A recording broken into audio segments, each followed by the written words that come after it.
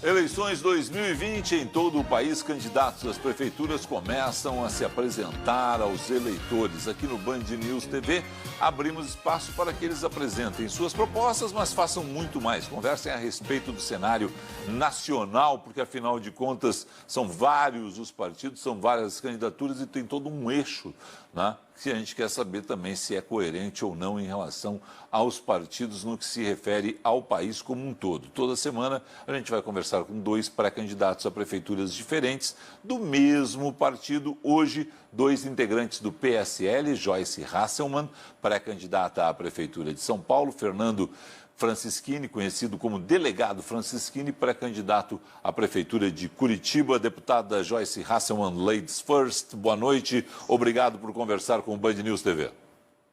Obrigada, Felipe. Um prazer estar aqui. Boa noite, Francischini. Tudo bem? Boa noite, delegado. Como vai o senhor? Tudo bem? Boa noite, Joyce. Boa noite, Felipe. Todos que nos acompanham pela Band News. Não tem como desvincular, mesmo ele estando sem partido, o PSL da eleição de Jair Bolsonaro. A primeira pergunta, vocês acreditam que ele volta ao PSL antes das eleições ou não volta ao PSL? E o que isso influi na campanha de vocês? Deputada Joyce.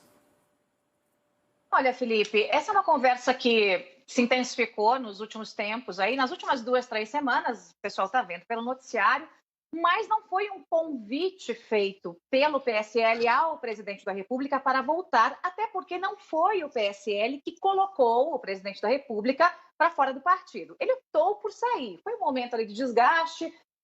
Agora, se o presidente pode voltar ou não, eu tenho brincado que em política até as vacas voam, né?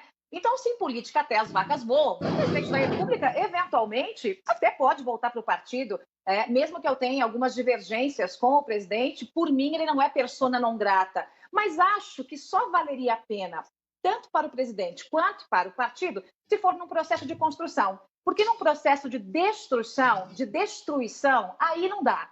E nós temos hoje alguns dos parlamentares do PSL, que não são realmente PSL, são aliancistas, que mais querem destruir do que construir. Agora, pensando com uma cabeça de executiva, que vai ter que administrar o segundo maior orçamento desse país, que vai ter que resolver muitos problemas, não é hora de confusão, é hora de construção. Então, se o presidente quiser construir, eu não serei empecilho para isso. Delegado Francischini. Felipe, veja, o presidente Bolsonaro decidiu sozinho sair do partido. Nós que somos aliados do presidente Bolsonaro, não alienados, quer dizer, nós votamos tudo que é bom e acompanhamos a grande maioria das ações. O meu próprio filho, que é o presidente da CCJ, lá na Câmara dos Deputados, conduziu a aprovação da reforma da Previdência, a aprovação agora da reforma tributária, que virou uma comissão especial. E eu sou um dos que é a favor da volta do presidente Bolsonaro, a recomposição da base daqueles que pensam como uma nova direita no país, que querem fazer com que esse mandato possa ser o início de um ciclo daqueles que são conservadores, que defendem a família, que querem melhorar a segurança pública. E eu acho que na área econômica, nosso país vinha num ritmo de crescimento sensacional com o ministro Paulo Guedes. A área de infraestrutura nunca foi tão bem como vai hoje com o ministro da área de infraestrutura, e nós queremos apoiar essa retomada. Pena da vinda dessa pandemia, pois nosso país com certeza está num momento econômico que nós nunca vivemos no nosso país. E eu acho que a volta do presidente Bolsonaro pode significar uma recomposição dessa base. Aqueles que entrarem em atrito, a própria Joyce, que faz um grande trabalho, ela sabe que eu fui um dos que convidei pessoalmente a insistir para que ela fosse filiada ao PSL. Nós queremos agora avançar com propostas, talvez menos as pessoas, e o próprio presidente Bolsonaro tem que entender isso, e sim por causas, princípios e valores que nós queremos avançar, Felipe. Bom, dentro desse quadro, vai ser uma eleição ideológica, porque vai ser uma eleição muito curta, delegado Francischini, né? Vocês imaginam que serão debatidos os assuntos das cidades ou as questões nacionais em meio à pandemia vão ganhar um espaço grande no debate? Veja, o primeiro, eu acho que o debate nacional vai influenciar as eleições locais, principalmente em função da gerência que os prefeitos atuais tiveram sobre a pandemia.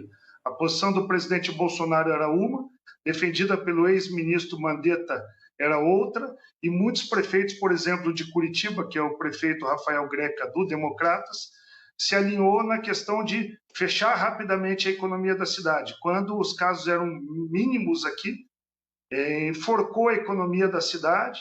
Em julho veio o frio para Curitiba, a pandemia estourou no sul do país, quem acompanha os números, e a economia não aguentava mais. Então, a nacionalização vem em função da gerência que os prefeitos tiveram nessa pandemia. Nós identificamos que várias questões, como o transporte coletivo, que teve um aporte de 200 milhões do prefeito atual e nada para os pequenos e médios empresários, fechamento de postos de saúde, os ônibus transmitindo sem parar e nenhum controle mais efetivo. Então, essa nacionalização do presidente Bolsonaro em defesa não só da economia, mas também das vidas, vai se repetir na forma como nós vamos enfrentar. Quem se posicionou mais à direita ou mais à esquerda, mas não nesse campo ideológico, mais no campo das decisões que foram tomadas pelos prefeitos atuais, Felipe. Aqui em São Paulo vai se debater São Paulo ou a questão nacional vai pesar em meio à pandemia, deputada? Olha, Felipe, eu tenho uma pequena discordância aí, pelo menos em relação a São Paulo, do meu amigo delegado Francisquini. Eu acabei de chegar da periferia, tenho rodado aí São Paulo de ponta a ponta, e hoje passei o dia todo no extremo sul aqui, né, da cidade de São Paulo, passando ali por Parelheiros, Grajaú, até pelas aldeias indígenas do local, ali daquela região, e o que eu escuto da população é a preocupação com o que está acontecendo aqui na cidade. Claro que a pandemia chacoalhou não só o Brasil, mas o mundo, mas as pessoas estão preocupadas com o emprego, que não tem mais. Elas estão preocupadas porque elas podiam pagar aluguel até 2, 3 meses atrás, agora não podem mais, estão indo para a rua. Elas estão preocupadas porque elas querem saber se vai ter, qual é a solução que a prefeitura vai dar para essas pessoas da capital paulista. Elas querem saber se vai ter linha de microcrédito, elas querem saber se vai ter capacitação profissional, elas querem saber como a cidade vai funcionar depois das eleições, depois da pandemia, e se a prefeitura terá a capacidade de atender a demanda dessas pessoas. Então, eu vejo uma preocupação. Claro que São Paulo é a melhor representação que nós temos do país. A cidade de São Paulo é um país, é um Brasil, né? É o coração eu digo que é o coração do Brasil, e nós temos aqui até a nossa Amazônia. E aqui no extremo sul da cidade de São Paulo, nós temos um cinturão verde da Amazônia, temos tudo aqui. Mas as pessoas estão preocupadas mesmo com a saúde e com como vai chegar o dinheiro para eu pagar as minhas contas no final do mês. Eu vou ter emprego, não vou ter emprego, vou ter oportunidade, ou não vou ter oportunidade. A preocupação realmente aqui é com a sobrevivência. Nesse caso, São Paulo deve perder algo em torno de 10 bilhões de reais, segundo alguns, de arrecadação para o ano que vem. Como é que vai ser resolvido isso? Aí tem um jeito muito simples, né, em relação a São Paulo. Como ele perguntou a São Paulo, não, era para a senhora mesmo. Depois eu pergunto sobre Curitiba, mas era para...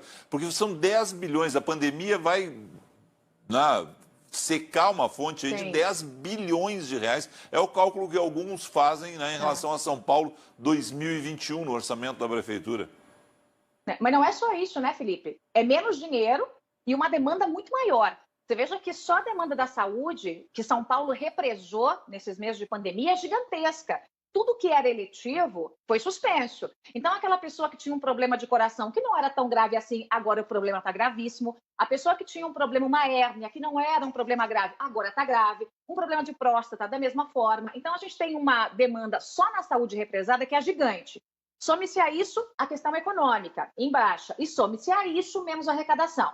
Como é que dá para resolver isso? É fazendo muito mais com muito menos. E aí tem que ter coragem para enfrentar as grandes corporações, tem que ter coragem para fazer as PPP sim, para privatizar o que precisa privatizar sim, tem que ter coragem para enfrentar aqueles que comandam esquemas de pequena e grande corrupção dentro da Prefeitura de São Paulo. Hoje você não consegue abrir uma portinha em São Paulo se você não molhar a mão de um fiscal ali e o outro acolá. A pequena corrupção tomou conta da cidade de São Paulo. Então, só tem um jeito de resolver isso, jogando limpo com a população, mostrando qual é o tamanho do orçamento, escolhendo as prioridades junto com essa população, que não é o prefeito sentado em sua cadeira, que vai saber o que exatamente o índio lá da Vila Crucutu precisa. Não, né? Aquela população sabe o que é mais importante. Então, vai ter que ser realmente uma gestão conjunta de muita inteligência, buscando a iniciativa privada, não tem como resolver sozinho, e buscando dinheiro até de fora do país, né? Vai ser a hora, sim, da prefeita bater na porta de todos aqueles que podem investir aqui na cidade de São Paulo e assim gerar riqueza. A senhora concorda com esse cálculo? Deve cair nesse valor mesmo? Eu achei exagerado o número, mas foi um número que eu busquei aqui e encontrei. É dessa ordem vocês calculam? A sua equipe já calcula a queda na arrecadação? A minha equipe está fazendo uma imersão para saber quanto de fato é o orçamento que nós vamos ter e quais são os esqueletos que a gente tem na gaveta. Por isso que dentro da minha equipe, Felipe, eu tenho 2 ex-secretários de São Paulo, 2 ex-ministros e 2 ex-secretários do Estado de São Paulo. Então, são pessoas que conhecem muito bem planejamento, orçamento e que conhecem também o governo federal, né? Um deles, inclusive, estava até recentemente no governo federal. Então, esse cálculo não é muito preciso, não. A gente precisa entrar um pouquinho mais em alguns dados que são meio secretos, escondidos a 7 chaves, ali dentro da prefeitura, mas a gente vai ter uma queda considerável, sim, é uma projeção que se tem em todo o país. Delegado Francisquinho, eu não encontrei um número relativo a Curitiba, mas sabe que o ano que vem terá menos arrecadação em função de tudo que está acontecendo esse ano. Né? Como é que é administrar, pensar em administrar uma cidade com menos recursos do que tem atualmente? Veja, a queda foi brutal em todo o país. Sim. Aqui também deve girar em torno de 30% de arrecadação perdida com a pandemia do coronavírus. Nós enxergamos que somente o governo federal entrou em campo. O presidente Bolsonaro, com auxílio emergencial, atingiu 310 mil famílias em Curitiba com R$600 através da Caixa Econômica Federal. Talvez sua única forma nesses meses de desemprego, de desespero, das pessoas fechadas em casa, com as empresas quebrando, do alimento chegar para as famílias. Também não podemos tampar o sol com a peneira. Foi o programa de recuperação dos empregos e da renda do Ministério, do Departamento do Trabalho do Ministério, do Governo Federal, que o pagamento da folha salarial pôde ser feita, diminuição de jornada, suspensão dos contratos de trabalho. A última informação do ministro Paulo Guedes foi que 16 milhões de pessoas mantiveram o emprego graças às ações. Quando eu volto para Curitiba, Felipe, teve uma ação do prefeito Rafael Greca, do Democratas. A única ação que ele teve foi pegar o caixa e o fundo de reserva da prefeitura e ajudar seus amigos empresários do transporte coletivo com 200 milhões de reais para manter. E pior, diminuiu a frota dos ônibus na rua e aumentou a contaminação de quem voltava para casa com a sua família toda. O ano que vem é o ano de enxugar a máquina administrativa, diminuir secretarias, cargos em confiança, fazer o dever de casa, senão vai ficar inadministrável funções essenciais como saúde, segurança, área de educação. Nós vamos ter uma tarefa, aqueles que assumirem as prefeituras de 1º de janeiro, de responsabilidade. Quem jogar para a torcida vai quebrar a cidade e vai sair numa situação muito pior do que entrou. Então, nós estamos no momento agora de agregar. Aqueles que não têm bom relacionamento com o governo federal, com o governo do estado, como eu tenho aqui, como também presidente da CCJ da Assembleia, fui reeleito essa semana para mais 2 anos como presidente da CCJ da Assembleia. O relacionamento com o governador Ratinho Júnior é excepcional. E essas relações, para a gente, como a Joyce falou bem, conseguir buscar a ajuda daqueles que têm a chave do cofre federal, a chave do governo do estado, vão ser importantíssimas. Prefeitos de discordância vão passar maus bocados nos próximos anos. Ao contrário da deputada Joyce, que fez uma situação discreta na pergunta sobre Bolsonaro, o senhor cola a todo momento no presidente Jair Bolsonaro. O senhor pretende ser o candidato do presidente em Curitiba, nesse nível assim? Porque o senhor reforça a ideia da proximidade com o presidente a todo momento. Veja, Felipe, antes de chegarem todos, eu e mais 2 ou 3 levamos o presidente Bolsonaro para o PSL. Nós juntos ajudamos a construir o projeto de governo que está hoje colocado com a eleição de 52 deputados federais. Nós acompanhamos à distância e torcemos durante todo esse período pela minha amizade pessoal com o presidente Bivar, por uma recomposição para o bem da direita, daquela direita racional, aquela que pensa o futuro, que não usa as redes sociais muitas vezes como vingança, mas sim como um ponto de apoio para políticas públicas. Eu não pretendo colar minha candidatura, mas o apoio do presidente, o apoio do governador Ratinho Júnior, pelas propostas que eu vou apresentar nos próximos dias serão bem-vindas. Eu não vou buscar apoios políticos como se antigamente se fazia, acordos, negociatas de bastidores. Todos aqueles que têm o futuro do país, o futuro da minha cidade, que é Curitiba, como seu alvo, como eu tenho, melhorar a vida das pessoas, serão bem-vindos. Mas eu não pretendo colar minha candidatura a nenhum deles. Mas aqueles que têm identidade de princípios e valores serão bem-vindos. Acho que essa é a nova maneira que nós temos de administrar pós-pandemia, Felipe. Só para fechar essa questão do lado de São Paulo aqui, vai ter muita gente, nesse caso, tentando colar a imagem no presidente, deputada Joyce? Qual é a sua visão assim, de espaço político para se tratar dessa questão?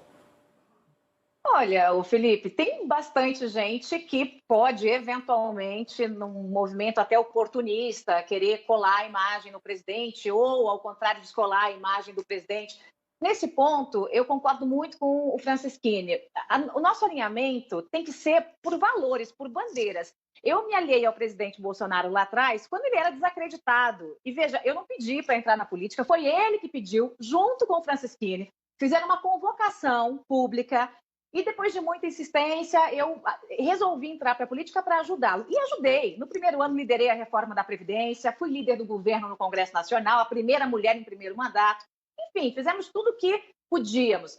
Mas o presidente se afastou de algumas bandeiras que eu defendo e que eu não abro mão, como a bandeira do combate à corrupção.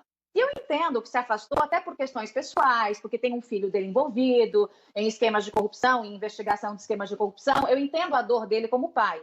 Mas como chefe da nação, eu esperava um posicionamento muito mais duro, muito mais firme. Aquele presidente que, quando o candidato, aquele candidato que dizia que seria implacável no combate à corrupção, quando ficou ali meio em cima do muro nisso, a gente acabou, né, se afastando um pouquinho. Se algum candidato que é candidato do mensalão, candidato do petrolão, candidato da corrupção, candidato do centrão corrupto, vier dizer, eu sou agora Bolsonaro desde criancinha, a população não é boba, ela sabe quem realmente tem um alinhamento com valores e bandeiras e quem não tem. E só para fazer justiça, viu, Felipe? O Fernando falou bastante das ações do governo federal. Por uma questão de justiça, eu preciso deixar muito claro que a Câmara dos Deputados teve um papel importantíssimo nessa pandemia. Tudo o que foi votado veio através da Câmara dos Deputados e do Senado. O próprio auxílio emergencial, o governo queria R$200 à época. Nós brigamos por 600. Fomos realmente... E essa é uma briga boa para a população. Veja, não é uma briga em que a população perde. É uma briga em que a população ganha. Então, nós enfrentamos o governo e convencemos o governo que tinha que ser mais. Fizemos o Pronamp, linha de microcrédito para pequenos e microempresários. Eu relatei o Pronamp. Foi uma guerra de foice no governo. Era eu com Paulo Guedes num telefone, com Pedro Guimarães no outro, mas brigando pela população. E conseguimos aprovar um projeto de microcrédito que, apesar de lá atrás o governo ficar um pouco em cima do muro, o governo abraçou e gostou tanto que ampliou em mais 12 bilhões na semana passada. Então, às vezes, políticos como eu, que são políticos arrojados, corajosos, que brigam pela população mesmo, vão para a briga de verdade, mas vão para a briga para defender a população. E é isso que a gente vai precisar. E aí, em relação aos apoios, eu acho que a população vai fazer a peneirada aí. Eu já disse e repito, o presidente não vai poder apoiar alguém do PSDB, não vai poder apoiar alguém do PT. Então, por mais que tivemos uma rusga entre nós, a única candidata que tem bandeiras alinhadas com aquele Bolsonaro candidato, que eu quero que ele volte a ser aquele, sou eu, Joyce Hasselmann. A gente vai fazer um rápido intervalo comercial e, na sequência, a gente conversa com o delegado Franceschini e com a deputada federal, deputada estadual, delegado Franceschini, deputada federal Joyce Hasselmann, a respeito de outros assuntos ligados aí sim a Curitiba, São Paulo. Traz outras informações para você, assinante do Band News. Não saia daí.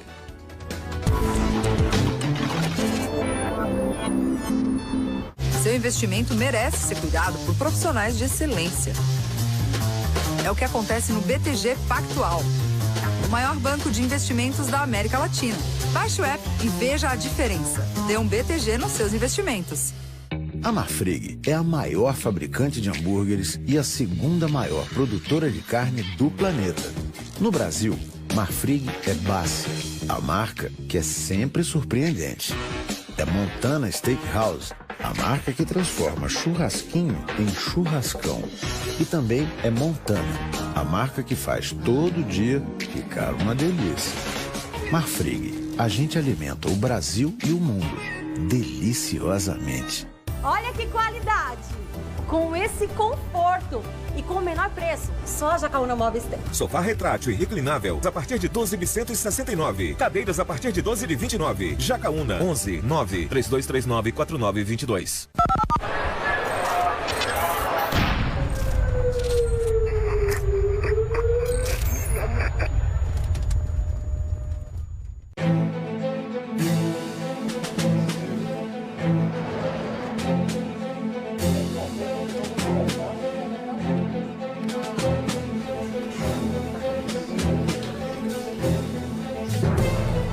News, uma equipe unida pelo compromisso de levar até você informação de qualidade. Com agilidade, transparência, precisão e credibilidade. São 24 horas de transmissão das vozes das ruas, dos plenários, das organizações e de quem precisa ser ouvido onde quer que o fato aconteça. Nós estamos juntos, a postos, para registrar e informar. Band News, muito além da notícia, nada além da verdade. Nesse momento de retomada de diversas atividades, é fundamental que todos continuemos a praticar as medidas de prevenção da transmissão do coronavírus. Mantenha o distanciamento entre as pessoas. Esse distanciamento deve ser de pelo menos 1,5 m.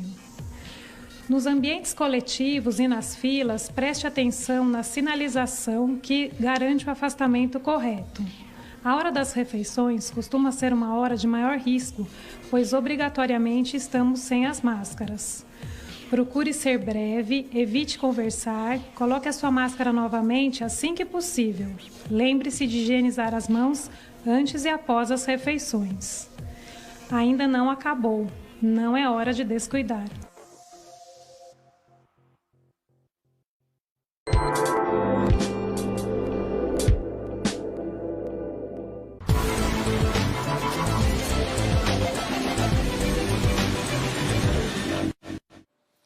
E nós voltamos com o segundo bloco da nossa entrevista com os pré-candidatos a prefeituras de Curitiba e São Paulo em instantes.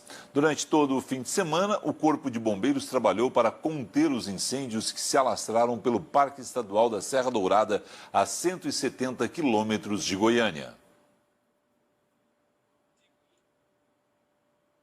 Já são vários dias sem chuvas em todo o estado, umidade do ar super baixa. E com esse tempo, começaram também os incêndios. O Corpo de Bombeiros trabalhou durante todo o fim de semana para combater o fogo. Chamas que se alastraram pelo Parque Estadual Serra Dourada, que fica a 170 quilômetros de Goiânia.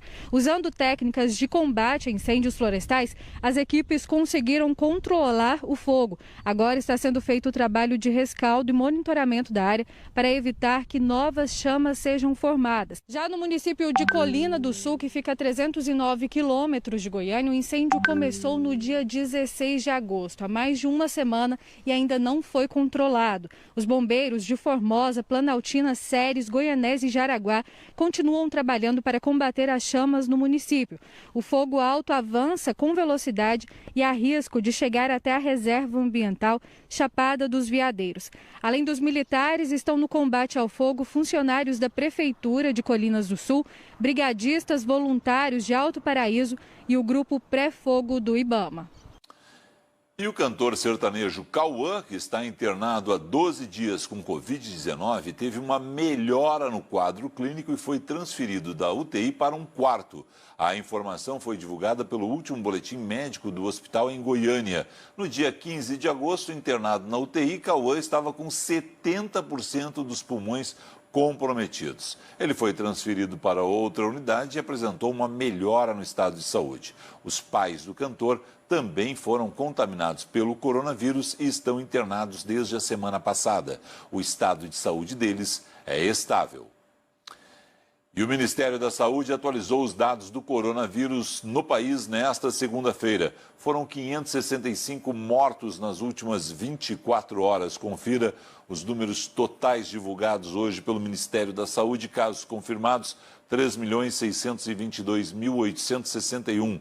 115.309 mortes em todo o país. São Paulo, 28.505 vítimas fatais. No Rio de Janeiro, 15.392 vítimas fatais. No Ceará, 8.292 pessoas mortas em função da Covid-19.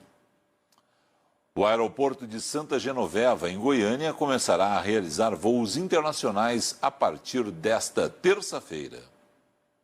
A cerimônia oficial de internacionalização do aeroporto Santa Genoveva aconteceu logo pela manhã, onde agora é o terminal de desembarque doméstico internacional. Um evento de um significado ímpar para o estado de Goiás. Eu quero aqui, em rápidas palavras, dizer a todos vocês da alegria de nós podermos estar participando de um evento de tamanha envergadura para o estado. Para adequar a nova fase do aeroporto, foram necessários vários investimentos.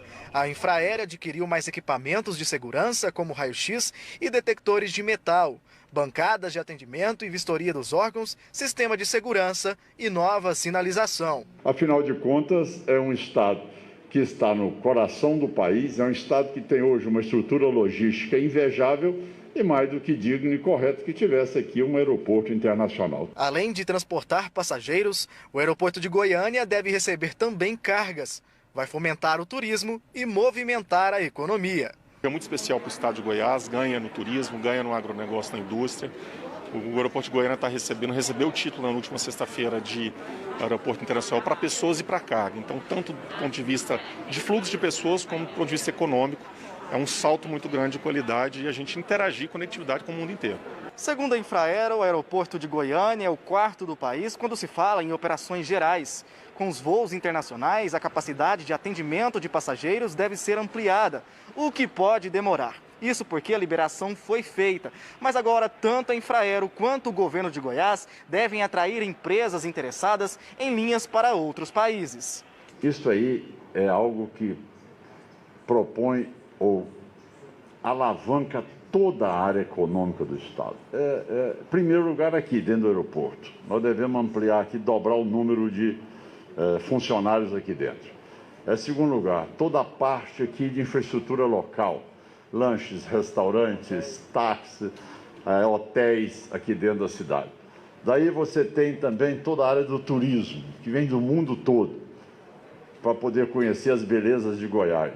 As negociações com empresas estão avançadas. Uma delas é a TAP, Transportes Aéreos Portugueses, que pode ligar Goiás à Europa.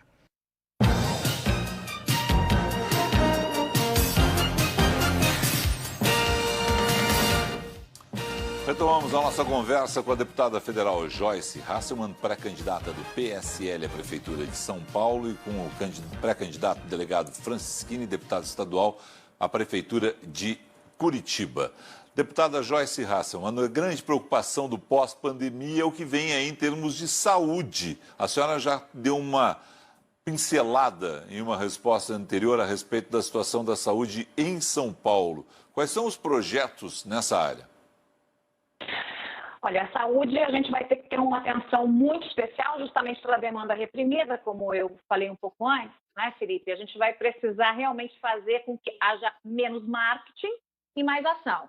Projetos que hoje nós vimos recentemente, até mesmo o Corujão da Saúde, foram muito mais peças de marketing, quase de ficção, do que algo que realmente funcionasse aqui na cidade de São Paulo. Então, quando, vou ainda me apegar no Corujão, né? Quando houve a parceria para fazer o Corujão da Saúde, ele ficou só na linha dos exames. Então, o paciente bacana fazia um exame, né? E entrava numa fila de espera. E 6 meses depois, quando ele já tinha que ter sido operado em caso de cirurgias, ele não tinha sido operado, o exame venceu. Então, não adiantou nada. Foi desperdício de dinheiro público e desperdício do tempo do próprio paciente. Então, a gente precisa otimizar esse trabalho e criar um planejamento dentro dos hospitais públicos e também com parcerias, tá, com hospitais da iniciativa privada, para que as pessoas possam fazer mutirões, entrar de manhã nos hospitais, fazer os exames, o resultado sai à tarde, já fica lá para fazer cirurgia. Claro que eu estou falando aqui de pequenas cirurgias, que são 80% da demanda, né? Não são as grandes cirurgias que formam a grande demanda. Então, isso dá para fazer. Protocolo único é essencial. É inacreditável que alguém que vá numa UBS na Zona Norte, entre na UBS, dê todos os dados, peça exames, né, faça os exames, e se ele for numa UBS na Zona Sul, vai acontecer tudo de novo. E a UBS da Zona Norte não tem informação do da Zona Sul, que não tem informação do Hospital Municipal. O que gera um transtorno absurdo, favorece também casos de corrupção, favorece o desperdício do dinheiro público e o cidadão acaba pagando essa conta. Então, o prontuário único é algo que deveria ser instituído no país inteiro. Como não existe no país inteiro, eu vou instituir aqui em São Paulo como cidade modelo com um prontuário único e ter muita tecnologia embutida. Não tem sentido, por exemplo, hoje nós não nos dedicarmos à telemedicina. Eu quero que o meu munícipe aqui em São Paulo seja atendido pelo médico do Einstein. Por que o Einstein pode atender o cidadão rico por telemedicina e eu não posso colocar esse mesmo médico atendendo o cidadão mais pobre por telemedicina, tirando esse cidadão da fila de espera? São coisas muito simples, não precisa inventar a roda, não precisa ser absolutamente genial, basta ter coragem para colocar em prática. Então, a minha equipe de saúde é uma equipe muito robusta, muito forte. Tem pessoas especialistas no SUS que têm mais de 35 anos de experiência com sucesso dentro do SUS. Tem pessoas da iniciativa privada, de hospitais particulares, e tem pessoas ligadas à gestão e tecnologia. Porque se a gente não embutir a tecnologia dentro da saúde pública, a gente não vai conseguir fazer mais por menos. A gente vai fazer muito menos porque a gente vai ter menos dinheiro. Então, modernizar esses protocolos e trazer a tecnologia para dentro da Secretaria de Saúde, sendo de fato uma Secretaria da Saúde, com saúde preventiva e não uma Secretaria da Doença, está dentro aí do meu plano de governo. Mas para isso, viu, Felipe, eu precisava de umas 2 horas para falar com você, porque tem muita coisa aí dentro do meu plano. Não temos. Delegado Francisquini, de forma global, porque o senhor também não vai ter 2 horas, o que vem por aí, quais são os projetos na área da saúde para Curitiba? Quem quiser acompanhar mais sobre mim e sobre a Joyce, pode entrar nas nossas redes sociais e acompanhar mais detalhes. Eu vejo um cenário... O senhor é tão ativo quanto ela? Se dá uma olhada ali, acho que eu e a Joyce somos mais ativos do PSL, né? Nas redes sociais. É um páreo duro. E eu acho que é importante, né, da transparência, comunicar o que a gente está fazendo. A gente começou lá atrás, né? Já estou com 10 anos de mandato, 2 de deputado federal e o último de deputado estadual com quase 500 mil de votos, né? Proporcionalmente em São Paulo. É uma grande votação. Eu elegi com meus votos praticamente 20% da Assembleia Legislativa aqui do Paraná. Isso dá uma grande responsabilidade. Mas na saúde, Felipe, nós vemos um cenário pós-pandemia, e que acontece agora, as pessoas com medo, deixando de fazer as consultas, deixando de fazer os exames, até os exames necessários, que identificam doenças que podem se agravar, como câncer, as pessoas deixando de procurar as unidades de pronto atendimento, quantos problemas cardíacos estão se agravando nesse momento, pessoas morrendo de infarto em casa, isso vocês estão noticiando no dia a dia. Mas e o pós-pandemia? Nós vamos ter que ter um trabalho forte de reconstrução do Sistema Único de Saúde no contexto do município. Nós vamos ter unidades básicas de saúde com profissionais que ficaram doentes, até com doenças mentais, né? Pessoas com depressão, pessoas com problemas de relacionamento. Quantos nós estamos vendo médicos morrendo, enfermeiros e técnicos da área de enfermagem também com problemas de saúde.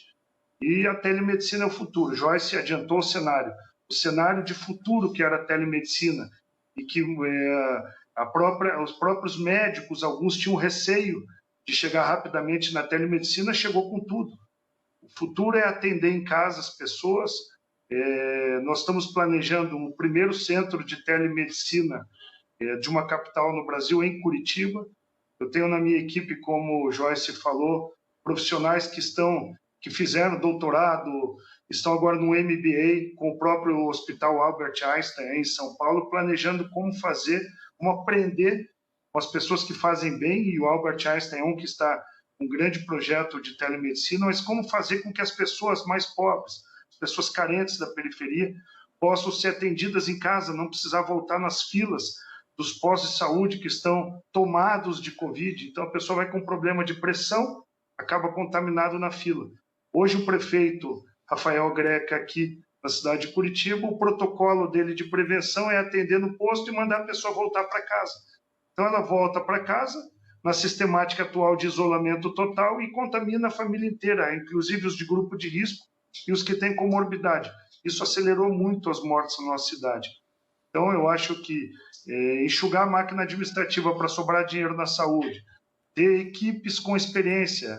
Curitiba e São Paulo não são cidades para amadores, são cidades para profissionais. Eu acabei agora na FAI, que é uma das maiores faculdades de administração do país, um curso especial feito para nós, do PSL aqui no Paraná, de gestão pública, os melhores profissionais, alguns que já foram secretários de Estado, da Prefeitura, porque essa experiência vai ser importante. Piloto de céu azul não serve para pilotar um avião como Curitiba no momento de tempestade, Felipe. Bom, e uma situação em função da saúde que vai ser grave o ano que vem é a questão da educação. Esse ano já tem todo esse debate, como é que se volta às aulas, se volta ou não de forma presencial, mas vocês, eleitos em São Paulo, em Curitiba, vão ter aí uma missão que é uma situação de que esse ano a gente já tem um péssimo nível de ensino no Brasil, não é boa a educação brasileira, e esse ano ela vai ficar ainda pior em função de tudo que passaram. E as crianças, que são a responsabilidade de vocês, candidatos a prefeito. Como resolver isso, delegado Francischini? Quais são os planos para a educação? Um ano que vai ter que se recuperar muita coisa, afinal de contas, esse é um ano perdido na educação brasileira e na educação de boa parte dos países mundo afora. Os três principais problemas, Felipe, tenho certeza que as pesquisas da Joyce e em todo o Brasil indicam, são o cenário pós-pandemia na área de educação, na área de saúde, e também com o desemprego e a fome vindo, com as empresas quebradas, o cenário da segurança pública também vai ser muito importante no nosso planejamento. Vamos para a educação. Na educação hoje, com esses meses todos, nós temos as crianças, os adolescentes, muitos com problemas de relacionamento, sendo atendidos por profissionais da área de psicologia, muitos com remédios já para depressão, isso a gente acompanha no dia a dia. Os profissionais de educação, professores, pedagogos, os diretores de escola, também numa situação muito difícil, desanimados. Ninguém estava preparado para o ensino online, para o ensino à distância. Tiveram que se multiplicar e a gente tem que dar a mão à palmatória de como são importantes nossos profissionais de educação que se desdobraram para aprender a ensinar nossos filhos em casa com toda essa dificuldade. Mas a nossa responsabilidade como gestores a partir de 1º de janeiro vai ser reestruturar a educação, dando suporte e estrutura para esse professor voltar, porque ele está desanimado, ele está se sentindo abandonado também pela administração pública, que sempre relega eles a segunda, a terceira, a quarta opção na hora dos investimentos, e principalmente como fazer o IDEB voltar a crescer para nós que cuidamos da educação básica ali nos municípios, como fazer Curitiba, que era líder nacional, as primeiras colocações caiu nos últimos anos, nós temos que recuperar isso, e só se recupera unindo, pais, alunos, professores, buscando uma infraestrutura melhor para a escola e melhorando as condições para que um sistema de ensino seja um sistema de ensino de primeiro mundo.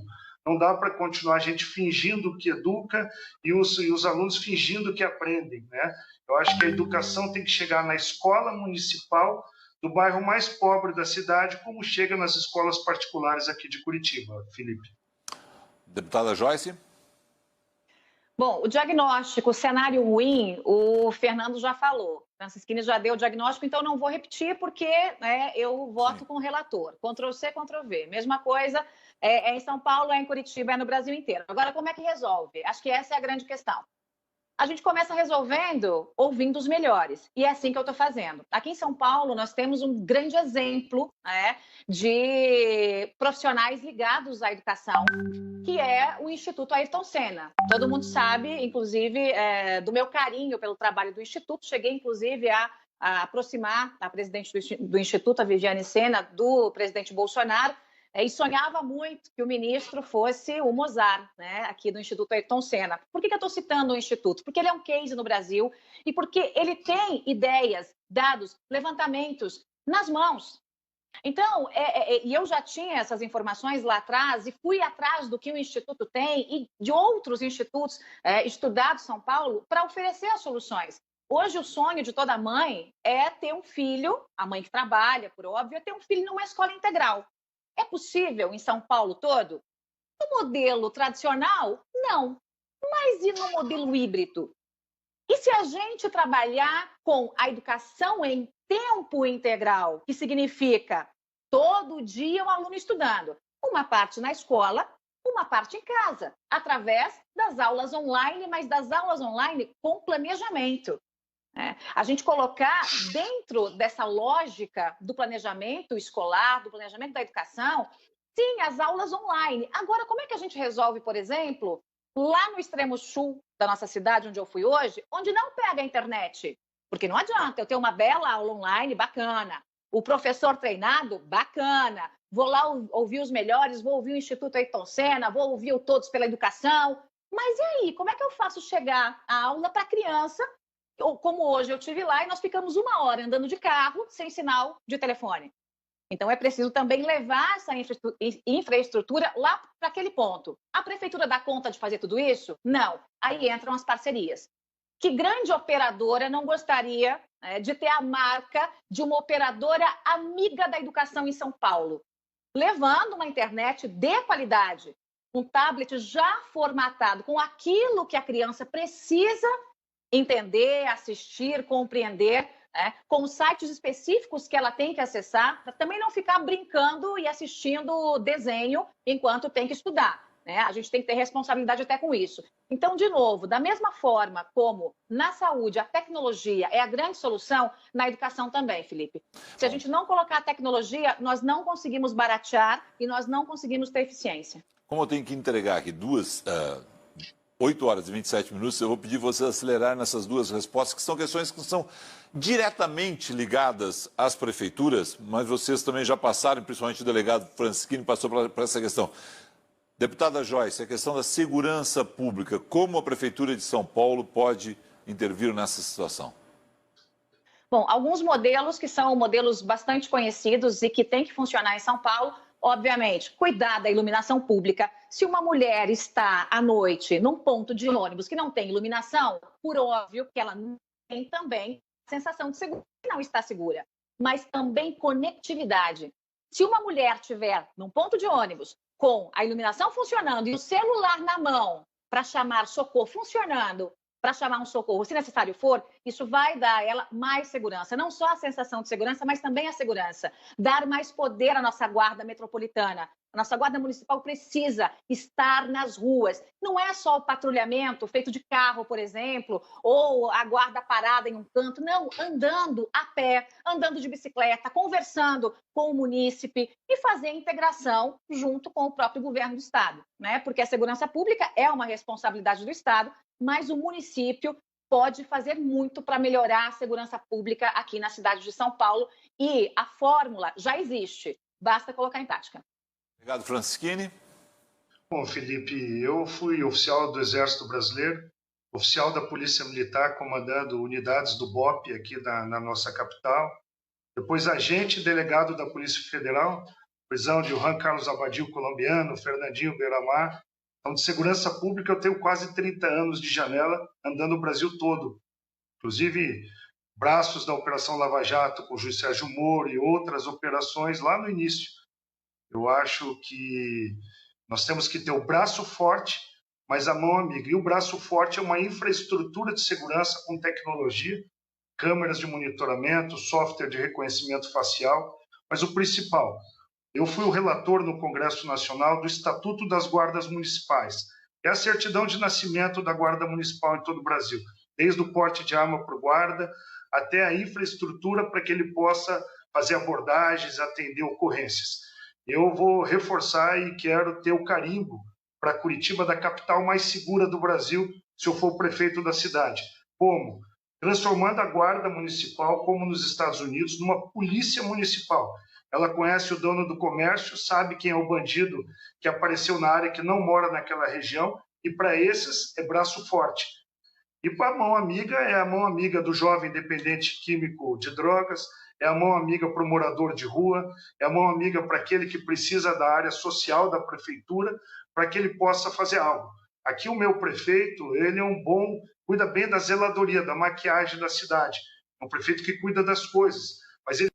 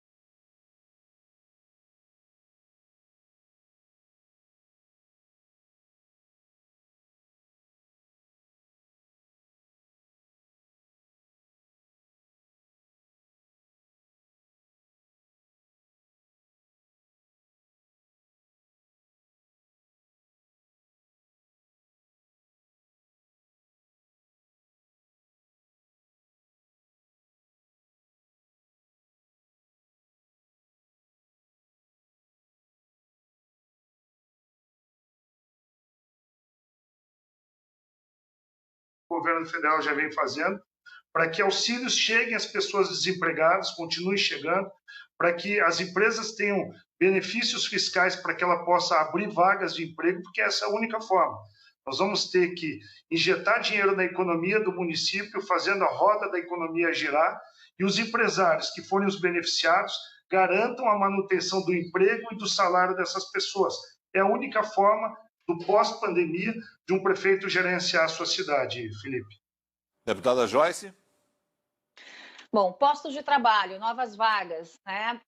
Acho que o principal nesse momento, Felipe, é a gente pensar em como a prefeitura vai levar crédito pequeno, microcrédito para uma parte considerável da população. Por que eu estou trabalhando com a ideia do microcrédito? Porque a gente sabe que o volume de desemprego vai ser gigantesco e se a gente ficar esperando aparecer a vaga de emprego ou criar a vaga de emprego de maneira tradicional, a gente vai deixar essa população desassistida na fila de uma assistência social durante muito tempo. Eu quero capacitar as pessoas para que elas arregassem as mangas e possam trazer o pão de cada dia para casa. Então, é claro que isso tem que ser feito com inteligência, com georreferenciamento, é saber onde há a demanda, para qual tipo de serviço. No bairro A precisa mais de padeiro, confeiteiro, precisa de chapeiro, precisa de pedreiro. No bairro B precisa de cabeleireiro, precisa de confeiteiro e precisa de pedreiro também. Muito bem. Então, a gente vai levar essa capacitação em grandes mutirões para essa população e, aliada a essa capacitação, oferecer o microcrédito. Claro que todas as outras ações são muito bem-vindas. Trazer gente para investir em São Paulo, para abrir portas, fazer com que o empresário possa ter o seu capital rodando, né? A prefeitura não sair por aí como o prefeito está fazendo, lacrando estabelecimentos comerciais, lacrando restaurantes, tirando a perspectiva das pessoas de ganharem o seu sustento. Isso não pode acontecer. A gente tem que incentivar as pessoas a realmente abrir comércio, abrir indústria, abrir postos de serviço. Mas eu quero capacitar, eu quero transformar o nosso munícipe em um pequeno empreendedor e ter muitas histórias de sucesso aqui em São Paulo. Bom, pelo que eu vi, o PSL está integrado em nível nacional. Vocês estão com um discurso muito semelhante né? E a gente tem essa ideia mesmo de conversar com os partidos e não promover debates, porque os debates serão feitos nos momentos específicos e a Bandeirantes vai abrir mais uma vez nessa rodada de debates ainda em setembro, com a presença de vocês, inclusive nos debates locais, mas a gente queria realmente uma ideia do que está acontecendo em termos de partido, a visão nacional dos partidos e um pouco, claro, da situação local de cada um. Quero agradecer, delegado Francisquini, ao senhor, uma excelente noite. Obrigado, Felipe. Eu tenho certeza que a Band sempre dá sua contribuição para a democracia brasileira. Eu estarei presente em todos os debates, as convocações da Band, para fortalecer os debates, trazer informações. Acho que o maior sonho é poder contribuir com a minha cidade. A cidade de Curitiba é onde eu me criei minha família, uma família cristã, uma família que sempre sonhou em poder me ver cuidando daqueles que me ajudaram a ter uma vida profissional de respeito. Eu acho que chegou esse momento, depois de muitos anos de preparação, de poder ajudar a cuidar da minha cidade. Eu agradeço a Band, porque esse espaço democrático é importante para as pessoas conhecerem nossas propostas e o que a gente pensa de política para o nosso país também. Deputada Joyce Hasselmann, obrigado à senhora. Uma excelente noite. Obrigada.